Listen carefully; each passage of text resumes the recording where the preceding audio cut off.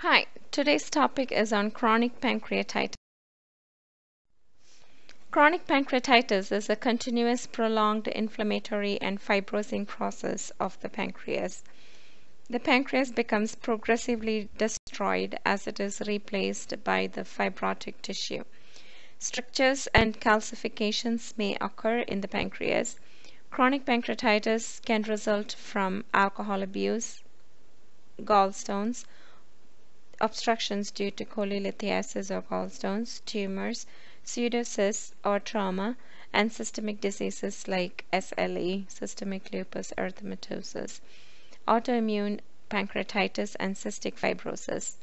In some patients, there may not be an identifiable risk factor, and chronic pancreatitis may follow acute pancreatitis, but it may also occur in the absence of any history of an acute condition. There are two major types of chronic pancreatitis. The most common cause of obstructive pancreatitis is inflammation of the sphincter of Oddi in association with cholelithiasis. Cancer of the ampulla of Vater, duodenum, or pancreas can also cause this type of chronic pancreatitis. In non-obstructive pancreatitis, there is inflammation and sclerosis mainly in the head of the pancreas and around the pancreatic duct. In the United States, chronic pancreatitis is found almost exclusively in individuals who abuse alcohol. There may be a genetic factor that predisposes a person who drinks to the direct toxic effect of the alcohol on the pancreas. Clinical manifestations. As with acute pancreatitis, a major manifestation of chronic pancreatitis is abdominal pain. The pain is located in the same areas as in acute pancreatitis, but it is usually described as heavy, gnawing feeling or sometimes as burning and cramp-like. The pain is not relieved with food or antacids. The patient may have episodes of acute pain, but it usually is chronic, recurrent attacks at intervals of months or years. The attacks may become more and more frequent until they are almost constant, or they may diminish as pancreatic fibrosis develops. Some abdominal tenderness may be present. Other clinical manifestations include symptoms of pancreatic insufficiency such as malabsorption with weight loss, constipation, jaundice with dark urine, steatorrhea, and diabetes mellitus. The steatorrhea may become severe with voluminous, foul-smelling, fatty stools. The urine and stool may be frothy. The complications include pseudocyst formation, bile duct or duodenal obstruction, pancreatic ascites or pleural effusion, splenic vein thrombosis, pseudoaneurysms, and pancreatic cancer. Confirming the diagnosis of chronic pancreatitis can be challenging. The diagnosis is based on the patient's signs and symptoms, lab studies, and imaging. In chronic pancreatitis, the levels of serum amylase and lipase may be elevated slightly or not at all, depending on the degree of pancreatic fibrosis. Serum bilirubin and alkaline phosphatase levels may be increased. There is usually mild leukocytosis and an elevated sedimentation rate. In chronic pancreatitis, levels of serum amylase and lipase may be elevated slightly or not at all, and the serum bilirubin level, alkaline phosphatase are increased, and there is mild leukocytosis and increased sedimentation rate.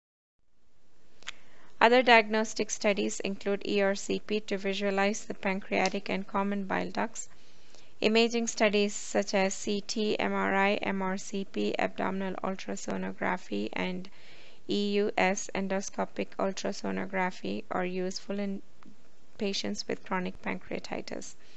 These procedures show a variety of changes, including calcifications, ductal dilation, pseudocysts, and pancreatic enlargements. Stool samples are examined for fecal fat content. Deficiencies of fat-soluble vitamins and cobalamin, glucose intolerance, and possible diabetes may also be found in patients with chronic pancreatitis. A secretin stimulation test may be used to assess the degree of pancreatic function. When the patient with chronic pancreatitis is experiencing an acute attack, the collaborative care includes identifying the cause for the acute pancreatitis. At other times, the focus is on prevention of further attacks, relief of pain, and control of pancreatic exocrine and endocrine insufficiency. It sometimes takes frequent doses of analgesics, morphine or fentanyl to relieve the pain if dietary measures and enzyme replacements are not effective. Diet, pancreatic enzyme replacement, and control of diabetes are measures used to control the pancreatic insufficiency. The diet should be bland and low in fat. Small frequent meals that are low in fat content are recommended to decrease pancreatic stimulation. Smoking is associated with accelerated progression of chronic pancreatitis and should be avoided. Teach patient not to consume alcohol and caffeine beverages. Pancreatic enzyme products such as pancrelipase, Creon, Zenpep, and pancrease contain amylase, lipase, and trypsin that are used to replace deficient pancreatic enzymes. PERT, or pancreatic enzyme replacement therapy, is a standard of care to prevent malnutrition, malabsorption, and excessive weight loss in a patient with chronic pancreatitis. They are usually entry-coated to prevent their breakdown or inactivation by gastric acid. Do not crush the entry-coated preparations. Pancreatic enzymes are taken with meals and are followed with a glass of water. Do not chew the tablets. Bile salts are sometimes given to facilitate the absorption of fat-soluble vitamins A, D, E, and K and prevent further fat loss. If diabetes develops, it is controlled with insulin or oral hypoglycemic agents. Acid-neutralizing drugs like antacids and acid-inhibiting drugs like hydrogen receptor blockers and PPIs may be given to decrease HCl production but have little overall effect on patient outcomes. Antidepressants such as nortriptyline have been shown to decrease neuropathic pain associated with chronic pancreatitis. Surgery. When biliary disease is present or if obstruction or pseudocyst develops, surgery may be indicated. Surgical procedures can divert bile flow or relieve ductal obstruction. A choledochojejunostomy diverts bile around the ampulla of Vater, where there may be spasms or hypertrophy of the sphincter. In this procedure, the common bile duct is anastomosed into the jejunum.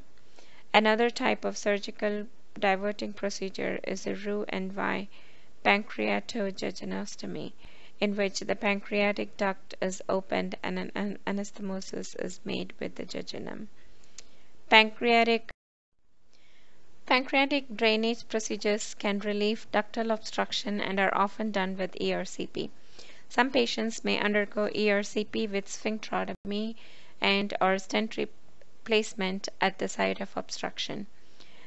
These patients will require follow-up procedures such as ERCP to either exchange or remove the stent. Except during an acute episode, the focus of nursing management is on chronic care and health promotion. Instruct the patient to take measures to prevent further attacks. Dietary control, along with consistency of other treatment measures such as taking pancreatic enzymes, is essential. Observe the patient's stool for steatorrhea to help determine the effectiveness of the enzymes. Instruct the patient and the caregiver to observe the stools. If diabetes has developed, instruct the patient regarding the testing of blood glucose levels and drug therapy. Ensure that the patient who is taking anti-secretory agents or antacids takes them as ordered to control gastric acidity. Antacids should be taken after meals and at bedtime. Alcohol must be avoided and the patient may need assistance with this problem.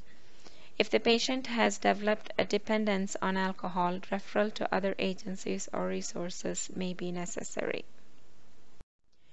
So, to summarize, chronic pancreatitis is a continuous, prolonged inflammatory and fibrosing process of the pancreas. The pancreas becomes progressively destroyed as it is replaced by fibrotic tissue. Strictures and calcifications may also occur. Clinical manifestations of chronic pancreatitis include abdominal pain, symptoms of pancreatic insufficiency, including malabsorption with weight loss, constipation, mild jaundice with dark urine, steatorrhea, and diabetes mellitus. When the patient with chronic pancreatitis is experiencing an acute attack, the therapy is identical to that for acute pancreatitis. Except during an acute episode, the focus of nursing management is on palliative care and health promotion. Measures used to control the pancreatic insufficiency include diet, pancreatic enzyme replacement therapy, and control of diabetes.